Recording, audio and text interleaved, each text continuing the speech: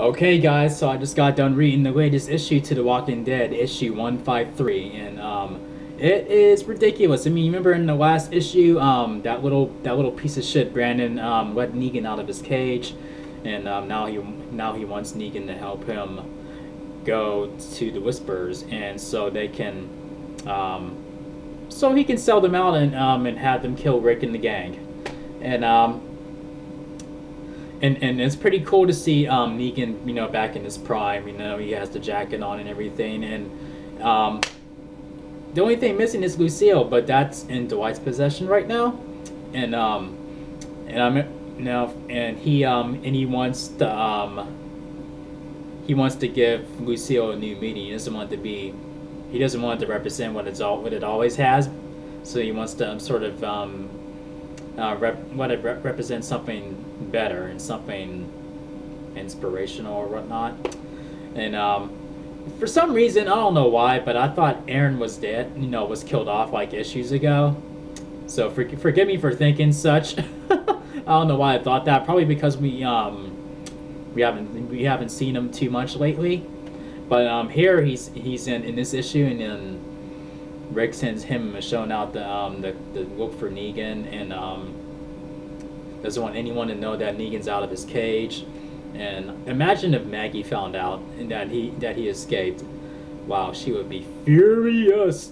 And oh man, and then it'll get to that point where a lot of people in the group are gonna be like, yeah, you should have just killed him like right when we defeated him. You should have just killed him right then and there. And the best part about this issue is when Negan, when Brandon and Negan are out there and they're right near where the head of Spikes used to be, and he starts bawling because his mom was one of the victims, and Negan's being such an asshole to him, but I love that, saying, "Oh, stop being such a fucking crybaby, you little pussy," and shit. I'm like, I love it. I love how he's talking down on him. and then he consults and or so he sort of confides confides in Negan, about about his mother's death, and like, really, kid, really? And you're crying on him and shit, and then he's over there crying on him, and then Negan hugs him, and then right then and there gives it to him right in the heart. Epic ending. That is my favorite part of this issue, when he kills that little snot-nosed bitch. And oh man, and here's a thought. I mean, I have some thoughts. What if in the TV series, when the Whisperers do make an appearance, it might be like season 8-ish. What if that massive herd of walkers that Rick and in his group let out away from Alexandria in the season 6 premiere, when they were in the first few episodes of season 6, they're leading that massive herd away. What if all those walkers ended up in the Whisper's disposal, like where Alpha now has all those walkers?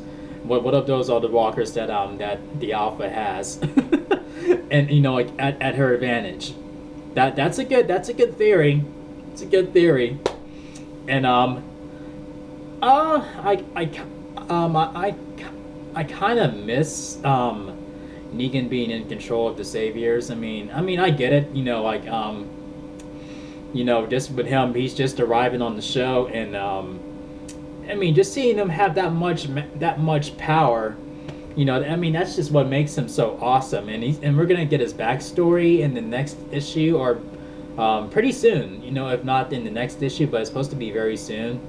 And I really hope he's not one of those characters where he's like, "Oh, I was a good man before the apocalypse." But I hope that he was still the piece of shit that he is now, and then we get to see how he has risen to this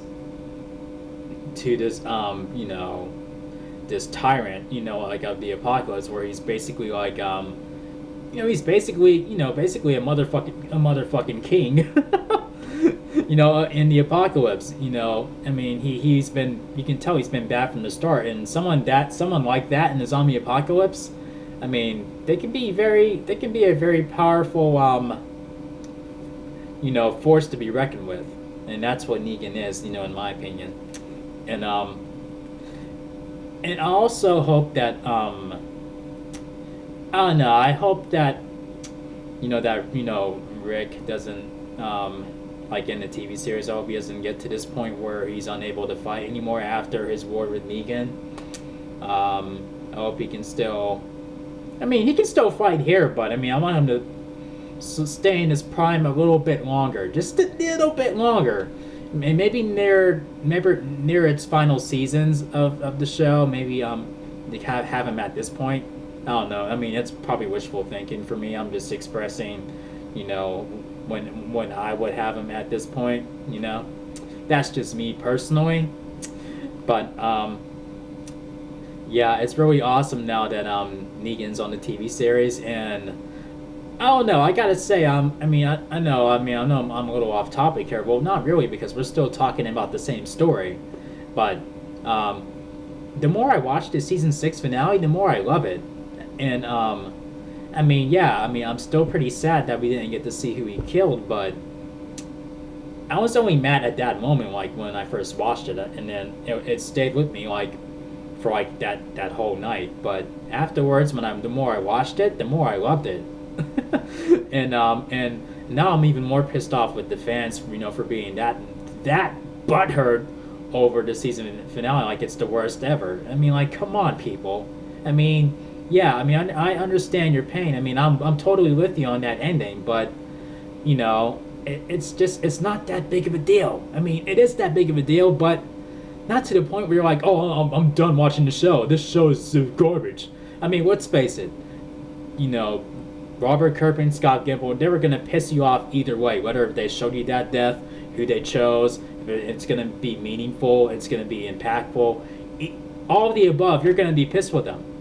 That's the truth. You're going to be pissed off with them either way. It's like, pick your poison and pick it wisely. There's not going to be an option in there where you're going to be happy with. You're going to still be pissed off with them, like, oh, you really killed that person? Oh, damn you! Or, you didn't show us who they killed? Damn you! You get where I'm going with this? Either way, no matter what results, comes out of it, you're going to be pissed off with them. Because that's how it has to be with Negan. I mean, they have to make you hate this guy. And I think they will in season 7. But this was a very awesome issue. And I'm glad that fucker Brandon is dead. So this gets 5 chair spans out of 5. 1, 2, 3, 4, 5. Okay, but you get where I'm going with this. But yeah, I don't know where it goes from here. I mean, it's hard to get inside Negan's head. I mean, like, what does he plan to do? Like when he heads towards the Whisperers, is he gonna sell Rick and them out? I don't know. Or is he gonna try to kill Alpha and take over, the leadership? Or I don't know.